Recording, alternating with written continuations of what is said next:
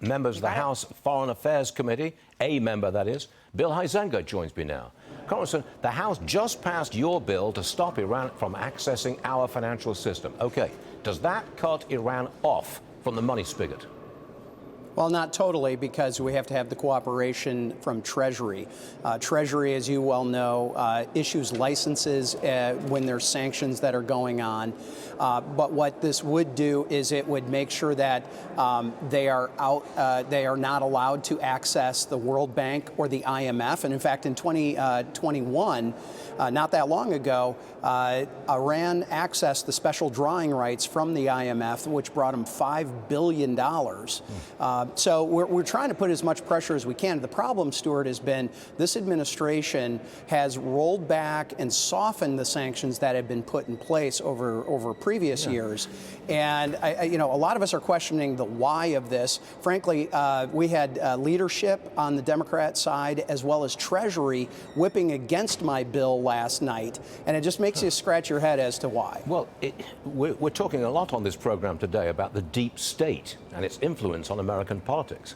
It occurs to me that you're up against the deep state at the Treasury because you want to cut the Iranians off from the money spigot, and maybe they don't want to let you do that. You're up against the deep state. Well, we're constantly that. I also do think, honestly, my thinking on this is that the Democrats have put so much into Iran. You look at the Iranian nuclear agreement starting with Obama, right? And I think they view Iran as a pivot point within the Middle East. Wrongly, in my opinion, but there's no other explanation why they would allow electricity sales and gas sales to be accumulating billions of dollars. The oil sales have increased by like 4 or 5-fold from what they had been under the last administration with the maximum pressure campaign. This is maximum appeasement campaign.